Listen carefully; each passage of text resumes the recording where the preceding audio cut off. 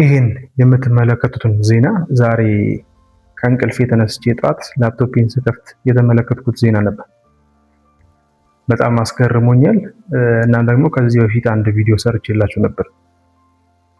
ከእንደዚህ አይነት ወንድ ተጠበቂ ምናምን የሚል አንድ ቪዲዮ ሰርቼላችሁ ነበር። ከላይ አስቀምጥላችኋለሁ።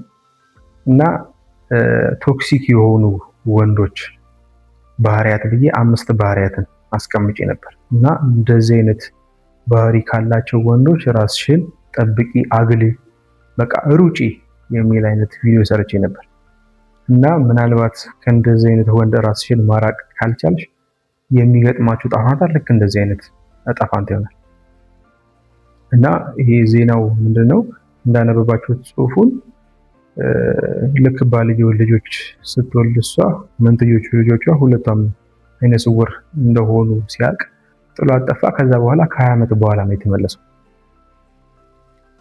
አስቡት፣ እሷ በእንደዚህ አይነት ከባድ ሲቹዌሽን ውስጥ ሆና ግን ደግሞ እሱ ምንም በቃ ጥሏት ለመሄድ ምንም አላመነታም። ሄደ። በቃ ከ20 ዓመት በኋላ እንደቀልድ ሄዶ እንደቀልድ ተመለሰ። ስለዚህ እንዲህ አይነት ወንዶች ጋር በፍጹም ምንም አይነት ግንኙነት መጀመር የለባችሁ። ምናልባት ጀምራችሁም ከሆነ ደግሞ የማይስተካከል ከሆነ ራሳችሁን ማራቅ መቻል አለባችሁ። ስለዚህ ያንን ቪዲዮ በደንብ በስፋት ተመልከቱት። ግን ደግሞ በአጭሩ ይሄ አሁን የተመለከትነው አይነት ወንድ ወይንም ደግሞ በቀላሉ ችግር ሲፈጠር የሆነ ሜስ ሲመጣ ሲፈጠር የሚሸሹ አይነት ወንዶች ምን አይነት ወንዶች ናቸው ብለን ብናነሳ የመጀመሪያው መሀል ቤት የሚተውሽ ወይንም ደግሞ ቁርጠኛ ያልሆነ ወንድ ካንቺ ሁሉን ነገር ይፈልጋል። ፍቅርን እንድትሰጪው፣ እንድትንከባከቢው፣ ካንቺ ጋር ሴክስ ማድረግ ይፈልጋል። ግን ደግሞ በዛ በሰጠሽው ፍቅር ባደረጋችሁት ሴክስ የሚፈጠሩ ልጆች ሊሆኑ ይችላሉ። የሚፈጠረው ማንኛውም ነገር የእሱ ኃላፊነት አይደለም፣ አይመለከቱም። ስለዚህ ከእንዲህ አይነት ወንድ ፈጽመሽ መራቅ መቻል አለብሽ። በፍቅር ግንኙነት ረጅም ዓመት አሳልፋችኋል፣ ረጅም ወራት አብራችሁ ሆናችኋል።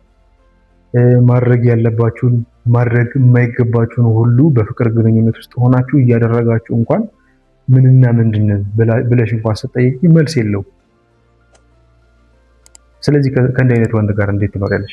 ከእንዲህ አይነት ወንድ ጋር ኖረሽ ደግሞ ከዛ በኋላ ለሚፈጠረው ጉዳይ ከዛ በኋላ ማን ፈጣሪ ልታማረሪ ነው? አይደለም። ሲጀመር ከመጀመሪያውኑ ማስተካከል ያለብሽን መራቅ ካለብሽ ሰው መራቅን ይሄ የአንቺ ኃላፊነት ስለሆነ እነዚህ ነገሮች ማድረግ መቻል አለብሽ። ከዛ በተጨማሪ እንዲህ አይነት ሰዎች ምን አይነት ሰዎች ናቸው ብለን ብናነሳ በቃ ኃላፊነት የማይወስዱ ወይንም ደግሞ ህፃን ወንዶች ናቸው።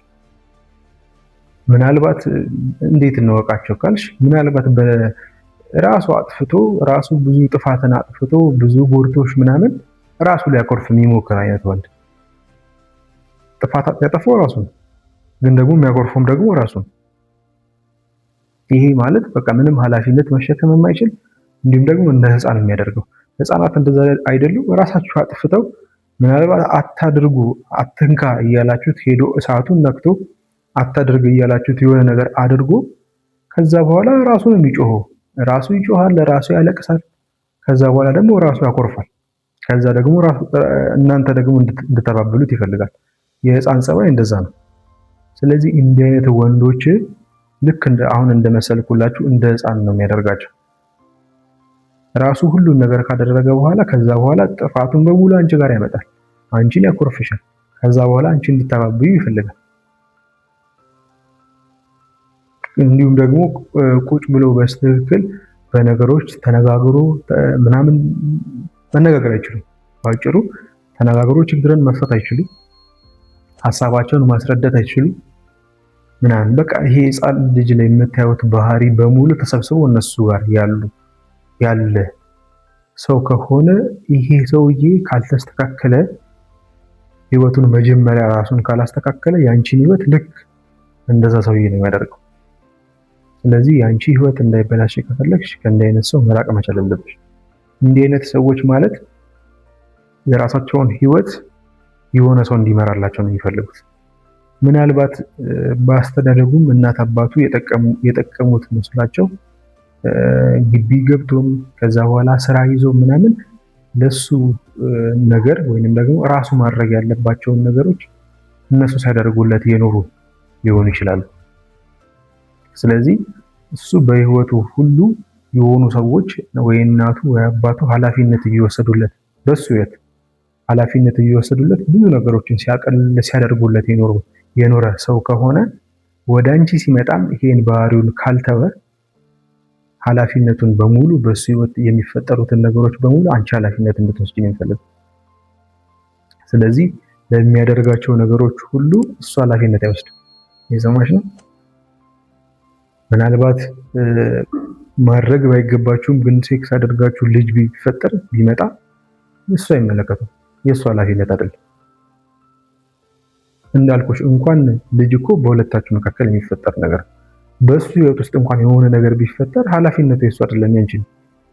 ስለዚህ ከእንዲህ አይነት ሰው ጋር መጀመሪያ ራሱን ካልቀየረ ሰው ጋር ቁርጠኛ ካልሆነ ሰው ጋር ሆነሽ ለሚፈጠሩብሽ ነገሮች ማንንም ብሌም ማድረግ አትችይም። ወደ ፈጣሪ መጫወት አትችይም። መጀመሪያ መራቅ ካለብሽ ከእንዲህ አይነት ሰው ራቂ። ያለበለዚያ ህይወትሽን በቀላሉ አሁን እንደዚህ ነው ዛሬ እንደተመለከትነው ዜና ህይወትሽን በሙሉ ተበላሽቶ ታገኛለሽ ማለት ነው። ስለዚህ እንደተጨማሪ ባለፈው የለቀኩላችሁን ቪዲዮ ተመልከቱት። ከእንዲህ አይነት ወንድ ራቁ የሚለው ቪዲዮ ተመልከቱት። እሱም ያግዛችኋል። ሰብስክራይብ ማድረግ እንዳይረሳ፣ እንዲሁም ደግሞ ለሌሎች ሼር ማድረግ እንዳይረሳ። አመሰግናለሁ።